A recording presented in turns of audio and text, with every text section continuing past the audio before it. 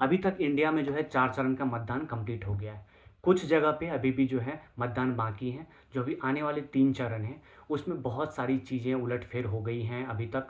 और अभी तक के जो 4 चरण के रिज़ल्ट हैं, उसकी अगर बात करें हम, तो उस 4 चरण में ऐसा देखा जा रहा है कि बीजेपी की जो है तख्ता पलट हो सकती है। क्योंकि बहुत सारे जगह पे ऐसा देखा गया है कि उनके जो एमपी कैंडिडेट हैं, उनको सही से जो जनता का रिएक्शन है वो सही नहीं आ रहा है। लोग तरह तरह के सवाल पूछ रहे हैं।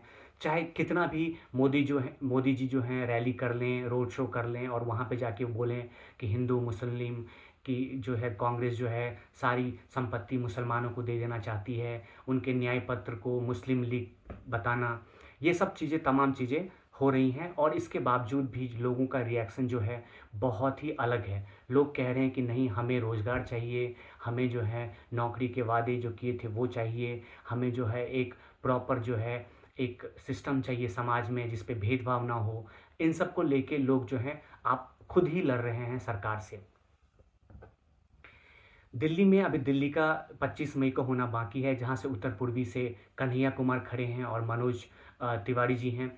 तो कन्हैया के लिए भी जो है कन्हैया भी तरह तरह के भाषण दे रहे हैं और उन्होंने दिल्ली में जो है बहुत सारी जगह पे जहाँ से वो खड़े हुए हैं उस एरिया में काफ़ी जगह पे उन्होंने नुक्कड़ टाइप का भाषण दिया है। जगह जगह पर जाते हैं, छोटी छोटी सभाएं करते हैं और भाषण देते हैं और लोगों को उत्साह करते हैं कि आप जो है मतदान आगे बढ़ के कीजिए और हमें इस बार मतदान जो है सत्ता के को जो है हटाना है, लोकतंत्र का चुनाव है, इस बार संविधान को बचाना है।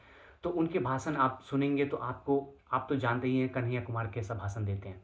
तो ऑब्वियसली जो है एक बहुत ज़्यादा जो है लोगों में जो है वो फिर से एकजुट होके लड़ने का जो है वो देखा जा रहा है।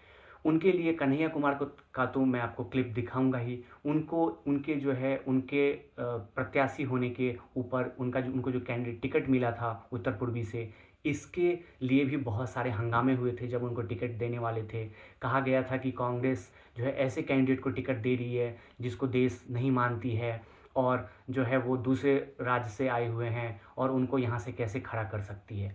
बट ये सब होने के बाद अभी 20 दिन ख़त्म हो गए हैं और उन्होंने जो है काफ़ी अच्छा प्रदर्शन किया है उत्तर पूर्वी दिल्ली में। उनका ये भी कहना है कन्हैया कुमार का कि हम सिर्फ ये सीट की बात नहीं कर रहे हैं, ये लड़ाई सिर्फ हमें इस सीट की नहीं है, हमारी लड़ाई सिर्फ एमपी इस पोस्ट की नहीं है, ये लड़ाई जो है लोकतंत्र की है और इसके वजह से हम जो है कांग्रेस को 7 सीट ला के देंगे। इससे बहुत 7 सीट को प्रभावित कहीं ना कहीं तो करेगा ही करेगा। उसके बाद जो सचिन पायलट हैं वो आके उनको समर्थन कर रहे थे और उनके साथ आए हुए थे, बता रहे थे कि जो है कन्हैया कुमार को जो पार्टी ने चुना है, पार्टी ये चाहती थी कि कोई ऐसे कैंडिडेट को टिकट दिया जाए जिनको जनता पसंद करती हो, जिनके लिए जनता का उत्साह बढ़ा हो और पार्टी को जो ये सीट जीत करके दे। ऐसा कुछ सचिन पायलट ने भी कहा है और आपको जो है कन्हैया कुमार को मैं क्लिप दिखाता हूँ, देखिए कन्हैया कुमार ने क्या कुछ कहा है। अगर मैं नाम लेना सबका शुरू करूं तो 1 घंटा लगेगा, लेकिन मैं आपको ये बता देता हूं, सारे के सारे ब्लॉक अध्यक्ष का नाम अब मुझे याद है। लगभग 1 महीना हुआ है मुझे जो है प्रत्याशी बनाए हुए। मैं सबका नाम रखता हूं, अब सबका नाम मुझे याद हो गया है। मैं बस आपसे यही आग्रह कर रहा हूं कि अगर आप लोगों ने चाहा तो दुनिया की कोई ताकत 5 साल रहने से रोक नहीं सकती है। और अभी तो मुझे सिर्फ ब्लॉक अध्यक्षों का नाम याद हुआ है, मुझे जो है सारे एआईसीसी के डेलीगेट, पीसीसी के डेलीगेट और हमारे एक एक वर्कर का नाम हमको याद करना है। इसलिए बिना किसी औपचारिकता के सम्मानित मंच, हमारे तीनों कोऑर्डिनेटर भी यहाँ मौजूद हैं। मैं सीधे आपसे सिर्फ 2 बात कहना चाहता हूँ। भाषण तो देते रहेंगे जनता के बीच, लेकिन आप सब लोग जो है वो नेता हैं, प्रमुख स्तंभ हैं हमारी पार्टी के, तो आपके सामने कोई भाषण नहीं देंगे, 2 आग्रह करेंगे। उससे पूर्व मैं आपका विशेष धन्यवाद करता हूं कि आपने अपने सबसे ताकतवर, जोशीले, नौजवान और मजबूत साथियों को 10 विधानसभा में लगाया है। कुछ साथियों से मैं पूर्व से परिचित हूं, जैसे अमीन कागजी साहब हैं, मुकेश भाखट जी हैं और भी साथियों से आज परिचय हुआ है। इसके लिए मैं आपका विशेष रूप से आभार करता हूं। और दो बात जो मैं आपसे अपील करना चाहता हूं। पहली बात ये, इसमें कोई दो राय नहीं है कि हमारा चुनाव दिनों दिन बेहतर होता जा रहा है, लेकिन एक कहावत है ना, मत चूको चौहान। हमारी नजर बिल्कुल जो है टिकी रहनी चाहिए अपने लक्ष्य पे, और अंतिम फैसला तो 4 जून को आएगा, और 4 जून को क्या फैसला आएगा वो तय होगा 25 मई को, और 25 मई को क्या होगा वो निर्भर करता है कि हम अभी से लेकर के 25 मई की शाम तक कैसे काम करेंगे। देखिए, हो सकता है कि कई बार आपको महसूस हो रहा हो कि अमूमन हमारी पार्टी जैसे चुनाव लड़ती है उसमें बहुत सारी कमियां आपको दिख रही हो। मैं यह बात स्वीकार करता हूं। एक तो मेरे ख्याल से मैं सबसे कम उम्र का प्रत्याशी हूं दिल्ली में, और हालांकि मैं चुनाव दूसरी बार लड़ रहा हूं, लेकिन ज्योग्राफी अलग है, डेमोग्राफी अलग है, और पॉलिटिकल कल्चर भी अलग है। तो बहुत सारी कमियां आप लोगों को लग रही होगी, क्योंकि यहां पूर्व मंत्री, पूर्व विधायक, सब सीनियर लोग मौजूद हैं। लेकिन मैं आपसे ये कहना चाहता हूं कि हर चीज में कुछ ना कुछ कमी बेसी होती है। जो भी कमी आपको दिख रही है, मैं आप सबसे पहला आग्रह तो यही कर रहा हूं कि उस कमी को आप खुद को लोकसभा का कैंडिडेट मान करके, एमपी का कैंडिडेट मान करके दूर करने का प्रयास कीजिए। ये मेरा बड़ा हाथ जोड़ करके नम्र निवेदन है आपसे, क्योंकि कई सारे लोग ये कह रहे हैं कि कैंडिडेट का वहां सभा नहीं हो पाई, कैंडिडेट वहां नहीं पहुंच पाए, वहां जो है नुक्कड़ मीटिंग होनी थी। कई सारी जो है मैनेजमेंट से रिलेटेड जो दिक्कतें आ रही हैं, उन सबको मैं समझता हूं कि सिर्फ और सिर्फ आप ही दूर कर सकते हैं। बतौर प्रत्याशी मैं कोशिश कर रहा हूं कि मैं हर जगह पहुंच जाऊं, लेकिन तमाम कोशिशों के बावजूद मेरा अपना ये अंदाजा है कि कुछ जगहों पे शायद हम ना पहुंच पाएं। वहां हाथ जोड़ करके आप लोगों को ही लोगों को मनाना पड़ेगा और कहना पड़ेगा कि देखो, हम एमपी कैंडिडेट हैं, मेरी फेस की गारंटी है, मेरी गारंटी है, हम आए हैं आपके बीच में।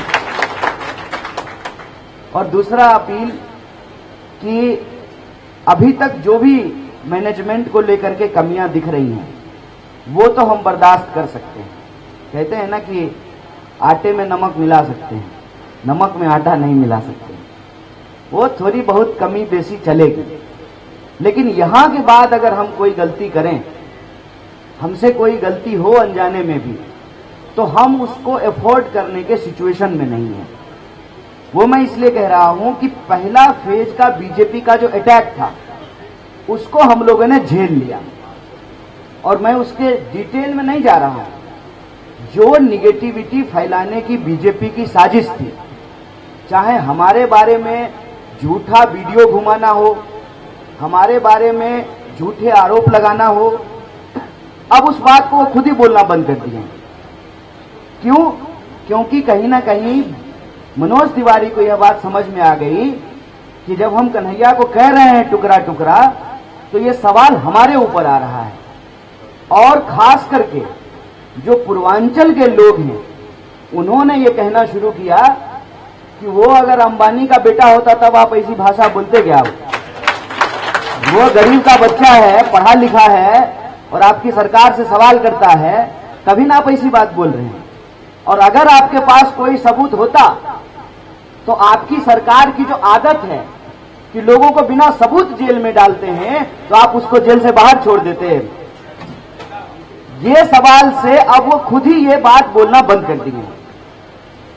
फिर उन्होंने हमारी पार्टी की समस्याओं को प्रेस में लाने का प्रयास किया, हेडलाइन मैनेजमेंट करने की कोशिश की, और जो है ये दिखाने का प्रयास किया कि कांग्रेस तो आपस में लड़ रही है। बोलिए, ये प्रयास भी उनका आप लोगों ने मिलकर के विफल किया है कि नहीं किया है? देख लीजिए, पूरा का पूरा जो है पूर्व विधायक यहाँ इस मंच पर शुमार है, और जो दावा करते थे कि जो है एक्स एमएलए कांग्रेस पार्टी छोड़ देंगे, साहब हम पार्टी नहीं छोड़ रहे हैं, आपको गद्दी छुड़वाएंगे। क्योंकि ये लड़ाई कांग्रेस पार्टी के अस्तित्व से बड़ा इस देश के अस्तित्व का सवाल है, इस देश के संविधान का सवाल है। और हमारे नेता पूरा देश जो पैदल नापे हैं जिन सवालों को लेकर, वो सवाल जनता समझ रही है, उन सवालों पर जनता जवाब दे रही है, उन सवालों से जनता जुड़ रही है।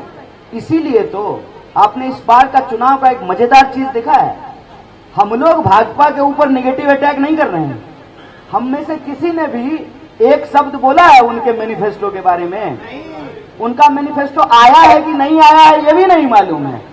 यहाँ एनआई है, आया है क्या पता नहीं है ना आपको भी? हमारे मैनिफेस्टो के बारे में बात कर रहे हैं। सरकार आप 10 साल से चला रहे हैं, मंत्री आपके, मुख्यमंत्री आपके, प्रधानमंत्री आपके, दावा आप 400 का कर रहे हैं और चर्चा हमारे मैनिफेस्टो का कर रहे हैं। इसी को कहते हैं अब मेरी हिम्मत की चर्चा गैर की महफिल में है। और मैं आपको बता दूं सबसे जरूरी चीज कि इस बार का चुनाव राजनीतिक कार्यकर्ता और नेता से ज्यादा जनता लड़ रही है। और इस बात को आप सब स्वीकार करेंगे कि नॉर्थ ईस्ट दिल्ली भी देश से अलग नहीं है। यहां भी जनता आकर के कार्यकर्ता को पकड़ के ले जा रही है कि चलिए प्रचार करके आते हैं। बोलिए ऐसा माहौल है कि नहीं है? देश में बदलाव की एक आहट है। इस माहौल को अंततः परिणाम तक हम तब पहुंचा सकते हैं जो हमारे सभी सीनियर साथियों ने कहा है कि हमको बीजेपी का जो लास्ट अटैक है, जो पोलिंग से ठीक पहले नो कैंपेन डे के दिन करेंगे। अभी तो नकली भाजपा ही आना शुरू किए हैं, असली खिलाड़ी आएंगे। 10 साल में प्रधानमंत्री नहीं आए हैं ना, इस बार नॉर्थ ईस्ट की दिल्ली को हम प्रधानमंत्री का भी दर्शन करवाएंगे।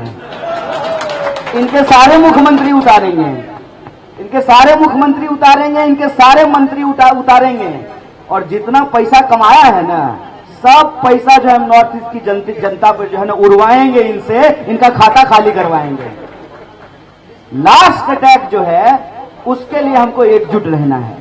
वो ये है कि वो एक राउंड और दुष्प्रचार करेंगे, एक राउंड।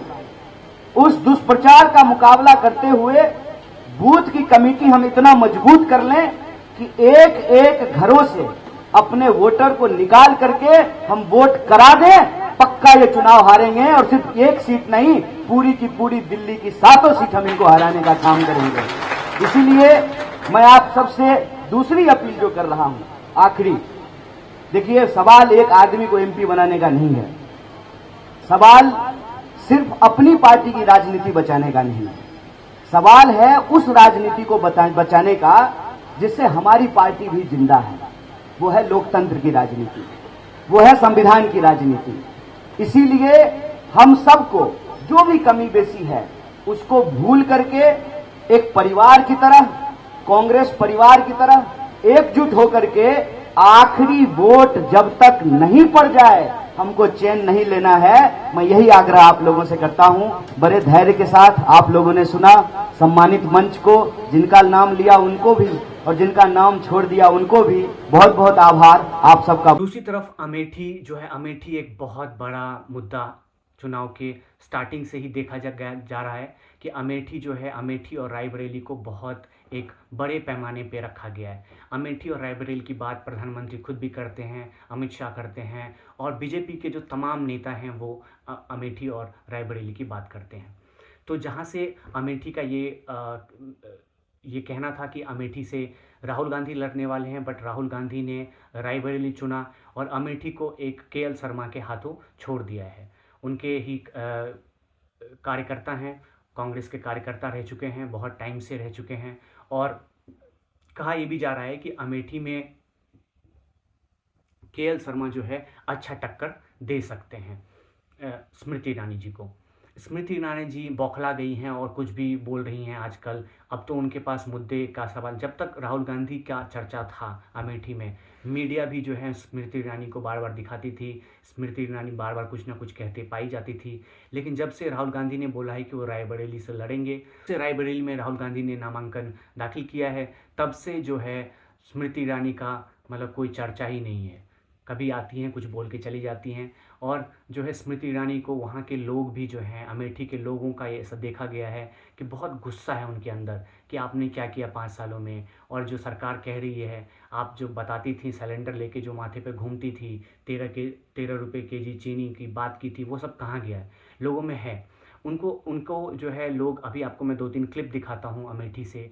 वहाँ पे जो है महिलाएं जो हैं गाना गा रही हैं कि उनको नहीं चाहिए, राहुल के साथ जाना है। अमेठी में जो है बीजेपी ने कुछ नहीं किया है। और जो है वहाँ पे और भी बहुत सारी छोटी छोटी सभाएं हैं जहाँ पे लोग जो हैं उनका बहिष्कार कर रहे हैं, बीजेपी का और स्मृति ईरानी जी का। आपको मैं उनके 2-3 क्लिप दिखाता हूँ अमेठी से, और देखिए कि क्या लोगों का रिएक्शन है वहाँ पे अमेठी में, और आपको क्या लगता है कि इससे क्या चुनाव पे क्या असर पड़ेगा, अमेठी में क्या बदलाव आने वाला है, या फिर स्मृति ईरानी रहेंगी। आप लोग कमेंट करके ज़रूर बताइए हमें। और जो है आपको ये क्लिप देखिए आप पहले। मोदी जी सीट खाली करो, राहुल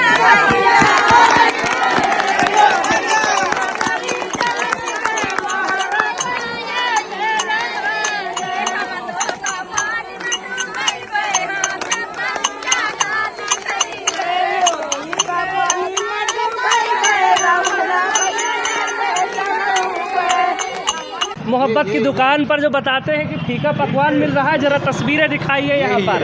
ये देखिए, ये मोहब्बत की दुकान है और ये अमेठी लोकसभा है। और इसी लोकसभा में स्मृति ईरानी ये दावा करती, तमाम सारे करती, हम कितने गिनवाएं। और जो पब्लिक है वो ये दावा करती है कि हम सब साथ हैं, हम एकजुट हैं, हम में एकता है, भाईचारा है। अब बताइए क्या संदेश देना चाहेंगे, क्या कहेंगे? हम चाहते हैं पूरे देश में शांति प्रिय तरीके से रहा जाए, और हिंदू, मुस्लिम, सिख, ईसाई सभी लोगों को इस देश में रहना है। मजहब के नाम से इस देश को नहीं बांटा जाए, नहीं तो दोनों ही तरफ नुकसान होगा। क्या भारतीय जनता पार्टी हिंदू और मुसलमान को लड़ाने की कोशिश करती है, अलग अलग बांटने की कोशिश करती है? बिल्कुल बांटने की राजनीति करती है, उसके हम पक्ष में नहीं है। आपको राम से कोई दिक्कत? जी, राम से क्यों दिक्कत हो? वो तो एक राम राजा के लड़के थे और राम राज चलाते थे। आपको अल्लाह से कोई नाम दिक्कत? पर देश को कोई लूट दिक्कत लिया। नहीं है, किसी को कोई दिक्कत। आज इस अमेठी की धरती पर बाबा भैरवनाथ के प्रांगण में हम लोग शपथ लेते हैं हमारी बहन बेटियों की इज्जत के खिलाफ।